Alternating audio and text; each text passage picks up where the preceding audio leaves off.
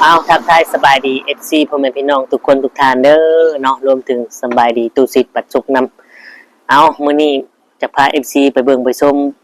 คลิปตู้สิทธิ์เซอร์ไพรส์น้องมะนาวจนสิให้พี่น้องเนาะเอาซะน้องมะนาวเว้าบ่ออกเกือบน้ำตาจะไหลพี่น้องเนาะตู้สิทธิ์เลยเฉลยก่อนเฉลยก่อน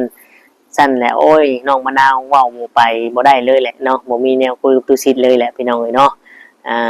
เซอร์ไพรส์บอกว่ากระปุ่นเนี่ยยกเลิกหมดแล้วตอนแรกว่า30 โลกับเพิ่นบ่ให้แล้วเพิ่นยกเลิกเพิ่นมันน้อยโพดว่าซั่นน้องมะนาวก็ว่าบ่ได้ก็เอาซ้ำที่ได้เอาซ้ำที่มีซ้ำใดซ้ำที่มีตุสิว่าเอา30 โลหั่นแหละว่า30 โลก็บ่มีเพิ่นยกเลิกแล้วมันน้อยโพดว่าซั่นตุสิว่านะพี่น้องเนาะเซอร์ไพรส์ก็เป็นคลิปสนุกสนานตัวนี้เนาะบ่มีคลิปที่กดดันกันหรือว่าซีเรียสอีหยังตุสิเพิ่นก็ตื่นฮู้แล้วปล่อยวางแล้วเนาะสำหรับคนที่เว้าให้ภายหน้าภายหลังก็ได้เนาะเอาพี่น้องเสื้อผ้าแบบใดเสื้อผ้าอีกอย่างเนาะเอาไปเบิ่งชมน้ำกันพี่น้องเอาแต่มะนาวสิห้องไห้เลยเนาะพี่น้องเนาะ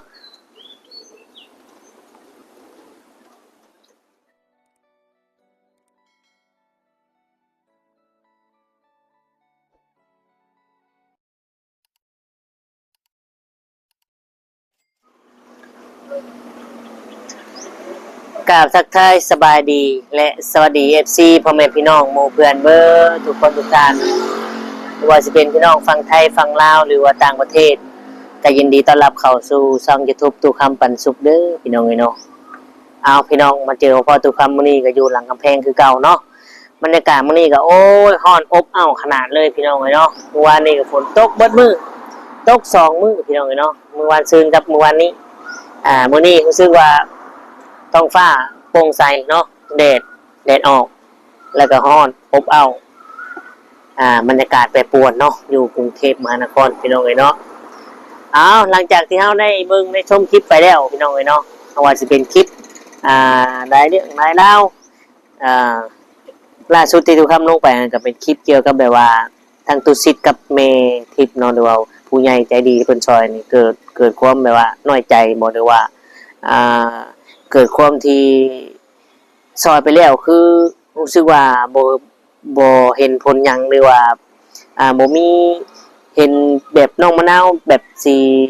กระตือรือร้นในสิ่งที่เพิ่นซอยหรือว่าจังไดเนาะอันนี้ครับก็บ่ฮู้เพียงแต่ว่าเพิ่นก็ได้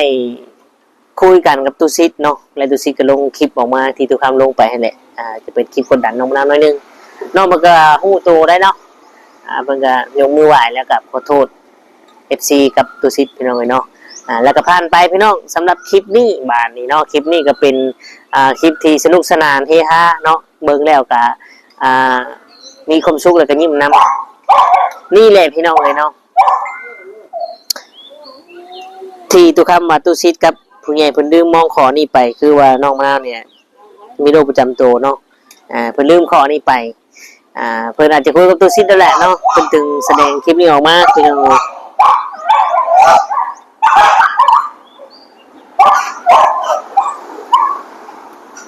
มาเฮาพี่น้องเพิ่นจึงแสดงคลิปนี้ออกมาโอ้มีหยังวะขี้นกบ่ไม่ขายหลายวันเพิ่นแสดงคลิปนี้ออกมาว่าบอกทุกคนอย่าถือสาน้องมะนาวเนาะบอก FC อย่าถือสาน้องมะนาวที่ดูคำลงคลิปไปนะได้เบิ่งเนาะเพิ่นอาจสิคุยกันกับผู้ใหญ่แล้วกับตุสิทธิ์อาจสิฮู้แล้วว่าสิ่งที่เพิ่นคิดหรือสิ่งที่เราคิดกับผู้ใหญ่น่ะอาจจะลืมขอนี่ไปขอที่น้องมะนาวมีโรคประจำตัวนี่แหละพี่น้องเนาะแต่ก็ดีใจแล้วล่ะที่เกิดแบบนี้ขึ้นเนาะและหายดียังคลิปนี้พี่น้องและคลิปนี้โอ้ถือว่าม่วนถือว่าน่ารักเนาะตุสิทธิ์ก็คุยเรื่องธุรกิจแน่ตุสิทธิ์สิเปิดธุรกิจใหม่แล้วก็คุยเรื่องขับปุ่นน้องมะนาวเนาะตอนแรกก็ว่า30 โลนี่บ่เอาแล้วมันน้อยโพดก็คือยกเลิกเอาว่าซั่นเนาะเอาจะน้องมะนาวจะลองให้นะพี่น้องเนาะเกือบสิเว้ายังบ่แม่คิดเลยว่าผู้ใหญ่เพิ่นจัดไปเลย50 โลตอนแรกเพิ่นก็คิดเนาะคิดน้อยมุงน้อยใจแต่ว่าบัดนี้เพิ่นก็ให้ไปเลย50 โลเนาะแล้วก็เพิ่นสื่อถึงว่าฝากถึงคนที่เว้าแล้วก็ดูถูกน้องมะนาวเนาะอะไรดูแบบมะม่วงฟ้าลั่น มันอร่อย อ๋อ ไหลเลย โอ้กล้องคือมันสีสดแท้พี่น้อง เอานั่นแหละพี่น้องไอ้เนาะคือตู้คำว่านั่นแหละเนาะคลิปนี้ก็มวนนะมวนซื่นเพิ่นคุยกันเนาะคือว่าตู้ชิดเพิ่นก็บ่อยว่างบ่ถืออคติ แล้วก็คิดว่าน้องมะนาวเนี่ย เรามีโรคประจำตัวแล้วก็บ่แม่นคนปกติจึงทำให้อารมณ์เป็นแบบนั้นเนาะน้องมะนาวเนี่ย ตอนที่ว่าไปฉีดยาคนเดียวเนี่ยแม่ว่าบ่ได้ฉีดเพิ่นก็เชื่อว่าบ่ได้ฉีดเนาะแล้วเพิ่นก็ไปฉีดอีกครั้งนึงไปฉีดแล้วก็กลับมาปกติแล้วก็รู้สึกว่าผิดน้องก็ขอโทษเนาะและคลิปที่ทุกคำลงไปนะพี่น้องนั่นแหละคือตุซิดหรือว่าผู้ใหญ่เพิ่นอาจจะเห็นนั่นแหละเนาะว่าเข้าใจน้องมะนาวแล้วว่าเราเป็นคนมีโรคประจำตัวเนาะก็บ่ให้อันถือโทษโกรธแค้นน้องมะนาวพี่น้องเลยเนาะมีแต่ว่าเนี่ยตุกคำจะพา FC พ่อแม่พี่น้องเนี่ยไปเบิ่งไปชมคลิปนี้เนาะที่เพิ่นได้คุยกันเนาะว่าสิเฮ็ดคุยเรื่องว่าตู้ซิดสิเฮ็ดธุรกิจใหม่เปิดห้างให้เมียว่าสิเป็นน้องมะนาวได้ค่ะปุ้น50โลเนาะถือว่าข่าวดีถือว่าข่าวดีพี่น้องเอ้ยเนาะสำหรับน้องมะนาวในทุกคำกะบ่ได้เมื่อเนาะแล้วก็บอกน้องมะนาวแล้วจะให้พ่อไปช่วยทุกคำก็จะฝากเงินเมื่อให้ทางพ่อทุกคำไปช่วยน้องมะนาวเนาะช่วยงานเพิ่นที่ช่วยเท่าใดก็ได้แต่พ่อเพิ่นพอทุกคำในเมื่อบ่ทันแล้วเนาะมันเจาะแล้วเงินก็หาบ่ทันหมุนบ่ทันก็บ่ได้กลับพี่น้องเอ้ยเนาะมีแต่ว่าฝากความยินดีแล้วก็ดีใจนำมีแต่คำอวยพรผ่านคลิปผ่านสื่อโลกโซเชียลนี่แหละเนาะถ้าน้องมะนาวเบิ่งอยู่ก็ขอให้น้องมะนาวผู้เดียวมีเดียวฮักแพงแบ่งปันกันเนาะเบิ่งแย่งกันจนแก่เฒ่า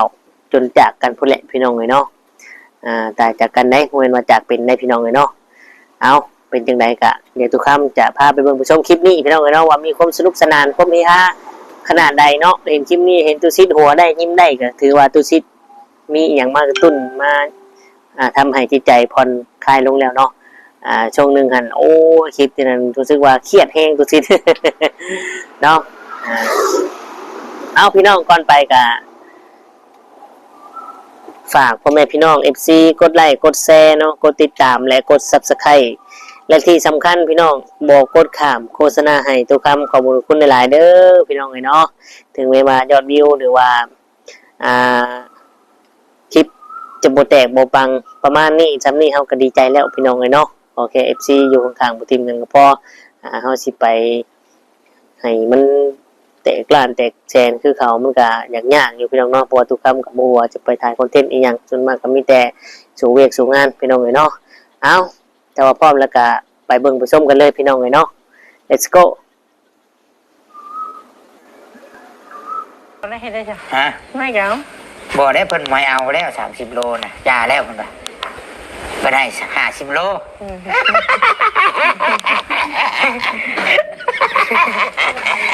หนาอะไรที่หายอะไรกี่ดีเนาะตัวบ่ได้ฮู้ดีบ่กี่ดีว่ายกเลิกบ่กี่ดีนะแต่อำอีกก้อนก็บ่จังไรเนาะแต่ตัวไปอีกเล็กหน่อยเนาะจนเท่าใต้คลิปกูจังเฉลยก็บ่เนาะย่านมะนาวบ่จักคมเว้าพี่น้องนี่ขึ้นแล้วคงแล้วบัดนี้โอ้ยไม่แห้งเด้น่ะแจ้งสว่างผ้าสว่างแล้วบัดนี้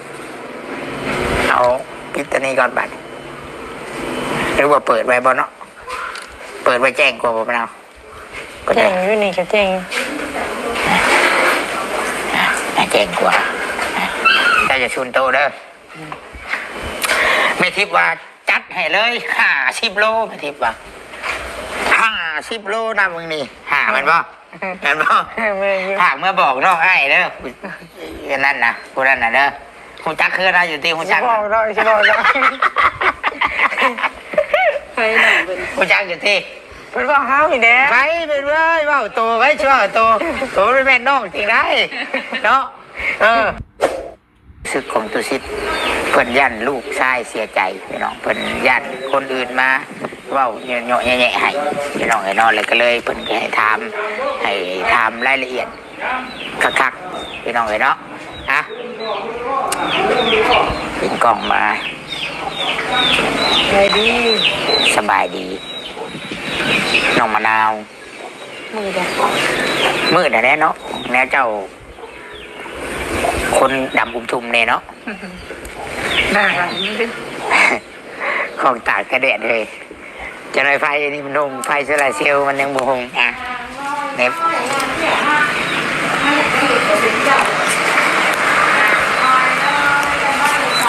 ลืมบอกพี่น้องว่าเป็นยังจังมาคำแน่พี่น้องเพราะว่าไปตลาดมาเตะตัดผมใส่ดองนี่แหละน้องสาวผู้นึงพี่น้องเลยติดชิมาไปแหละดองน้องก็ได้น้องผู้นี้ก็จะเว้ายากแน่พี่น้องบางทีก็ได้ให้เอามักเลาะได้น้องผู้นี้นะมักเลาะมึงจักบ่เขาจักเราอยู่บ่ ไป น้องสาวคอยนี่แล้ว ไปอยู่ว่าห้อยแล้ว เล่นใช่บ่แม่นบ่ข่อยบ่ได้เอ่ยชื่อไหน เว้ยจักอยู่ แม่นบ่ได้แม่นเขาเว้าน้องข่อยเนาะผู้น่ะพี่น้องเอ้ยเนาะอุกใจเราอยู่พี่น้องเอ้ยเราเลาะหลายยันผัวเราบ่เห็นยันมาเราบ่เห็นผัวเราน้องข่อยผู้นั้นน่ะบางทีก็ให้เอา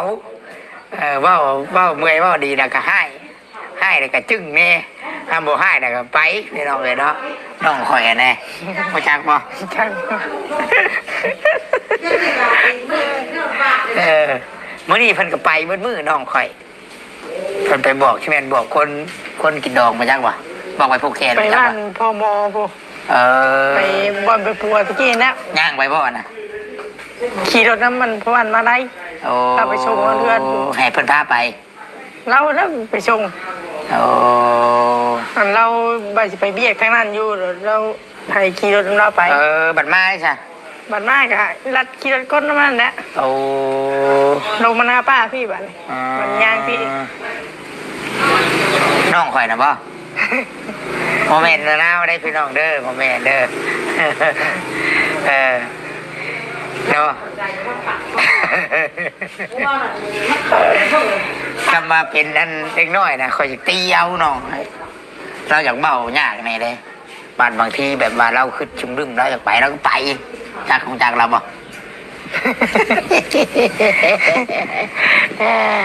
แล้วอารมณ์ดีแล้วก็นั่งอยู่แล้วก็อยู่เฮือนหรือว่าอยู่หน้าได้พี่น้องผู้นี้แหละเราหาก็ได้ผัว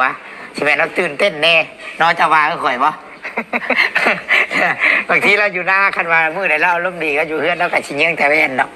ยังเว้นแล้วก็ทาแป้งแล้วก็บึงแล้วแน่มึงหนาเราเนาะตัวเราเยงชิเมนว่าชิเมนเราตื่นเต้นแน่เนาะถ้าว่าอย่างเราบ่เคยได้ผัวเนาะมันรับบ่ได้อยู่นะเปลี่ยนระบบใหม่ได้ตั้งใหม่ไอ้มันเวลาเขาถ่ายเครื่องเด้คันเขาแจกจึ้งไปเลยแล้วมันชี้ ทำไมต้องจ่ายเงินสำหรับ มันชี้ฮ้อนสรุปว่าคุณจักบ่อันผู้ข่อยเว้าเลย แจ้งอยู่ว่าห้อยเลย ฮะ ว่าห้อย โบเมนไปจะไปเว้ามะนาวจะเทื่อเนาะฮะเนาะข่าวเรื่อง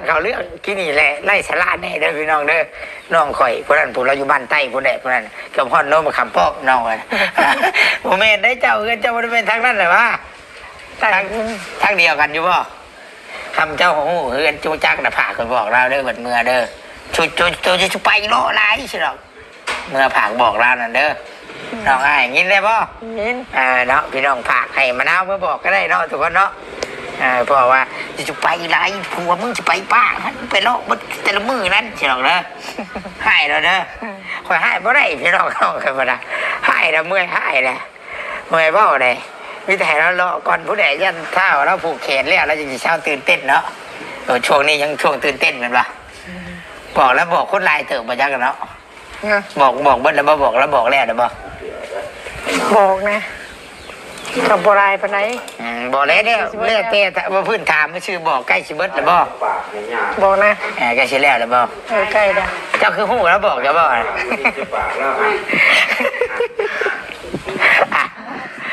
เขาเรื่องก้อนบานอีกพี่น้องกันเนาะแต่สิทำมะนาวก่อนเนาะว่าผัวได้แจ้งข่าวดีไม่ยังแน่นะบ่ตั้งแต่ สมอยเลย ตั้งแต่เช้ามานี่ เราไม่ได้บอกอีกเลย ยังไม่ได้บอกบ่ บอกแต่ว่าตุชิดมาหาชื่อ โอ้กับพอมีข่าวอยู่มะนาวเอ้ยคืออันป้ายยังก่อนแล้วว่ากระปุ่น30 โลยันบ่พอแล้วว่านะ ปานวล ก็เลยผู้ใหญ่เพิ่นว่าย่าและคำว่าบ่พอกะแม่ทิพย์ว่าบ่เอาเพิ่นว่า30 โลบ่เอาก็ย่าคันนั้นบ่พอพี่น้องเอ้ยเนาะเฮ็ดแนวใดของว่ามันน้อยโพด ไม่เก่านะเห็นได้จ้ะ ฮะ ไม่เก่า บ่ได้เพิ่นไม่เอาแล้ว30 โลน่ะย่าแล้วเพิ่นว่าเพิ่นให้50 โล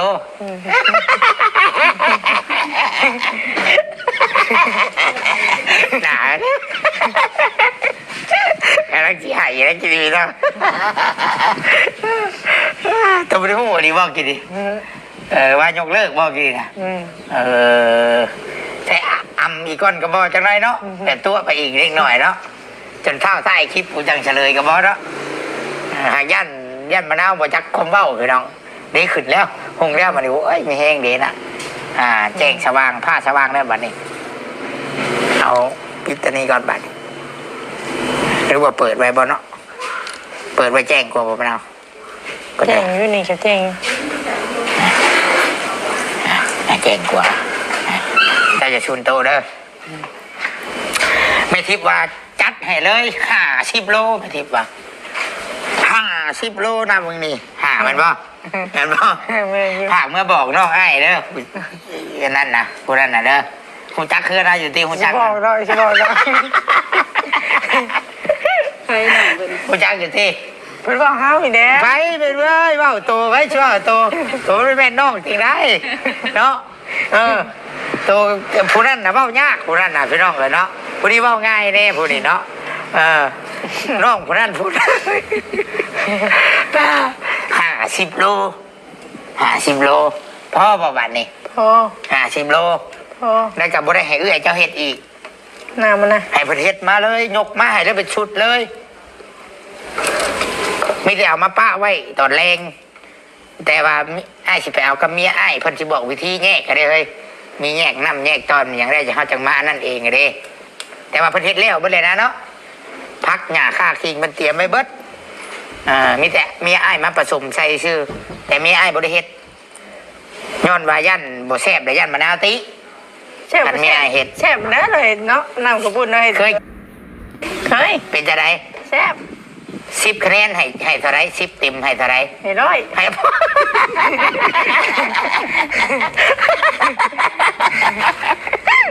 10 เต็มเลยพี่น้อง10 เต็มพังคักแต่มะนาวให้10 เต็มนะมะนาวเอ้ยพี่น้องเอ้ยเนาะมะนาวเนาะนี่มะนาว10 เต็มให้เคยกินโมเมนต์ว่าเอาเนาะเคยสักแน่เนาะ เคยกินอยู่ งามกับพี่นมดิเคยกินนึก เค กัน ยกินแซ่ แซ่บบ่เลย ตัวที่เยี่ยมตักจนเผาว่าตัวนี้ เจ้าหัวเด้อพี่น้องเด้อจนเฮียพี่น้องเลยสั่นพนเมื่อยเนี่ยนะมื้อน่ะเมียข่อยประเทศ ตัวเป็นแสบได้ตีเมื่อย อันเมียข่อยประเทศอันกับพี่นมเราส่งเองนะใส่หม้อเราเป็นส่งบัดนี้ส่งเรียบร้อยเลยมีน้ำก้อนอย่างพ่นเห็นเมื่อยเลยมันสั้นใส่บัดนี้บ่แม่นว่าแซ่บดอกสั้นใส่ดอกหักแซ่บอยู่บ่เลย แซ่บอยู่ ย่านเว้าตอนอยู่ใกล้เอื้อยเพิ่นนะอันนี้ แต่จะกวนพวกใครมันบาดแห้งดิ เปิด โอเคพี่น้องตัดภาพมาแล้วก็อยู่กับตัวคำคือเก่าเนาะเป็นยังไงพี่น้องหลังจากที่ได้เบิ่งได้ชมคลิปแล้วรู้สึกว่าน้องมะนาวมีความสุขหรือว่าตูซิดมีความสุขบ่เนาะก็ถือว่าเป็นข่าวดีแต่ตูซิดก็เกือบเฮ็ดให้น้องมะนาวให้พี่น้องเลยเนาะ เซอร์ไพรส์แบบเซอร์ไพรส์จนอยากให้เนี่ยนะยันระบอบออกพี่น้องเลยเนาะเพราะว่าเซอร์ไพรส์หยังพี่น้องจากข้าวปุ้นที่ว่าเมทิพนิซอย30 โลเนี่ยกลายเป็น50 โลพี่น้องเลยเนาะกลายเป็น50 โลซึ่งทำให้น้องมะนาวเนี่ยดีใจและตุสิตก็ดีใจเนาะเพราะว่าเมตุสิตเราก็บ่ได้เฮ็ดแล้วจะสั่งมาแต่โรงงานเลยแล้วว่าหั่นน่ะพี่น้องเลยเนาะ เอามีแต่ว่าประมาณนี้เนาะสำหรับคลิปนี้ก็สิได้ขอตัวจบอำลาพระจากพ่อแม่พี่น้องไปขอขอบคุณกับคุณหลายๆเด้อ FC พ่อแม่พี่น้องที่เข้ามาเบิ่งมาชมกดไลค์กดแชร์ให้เนาะสำหรับคลิปนี้ทุกคำก็คือสิได้ขอตัวกล่าวคำว่าสำบายดีและสวัสดีครับเอาตาก็สิ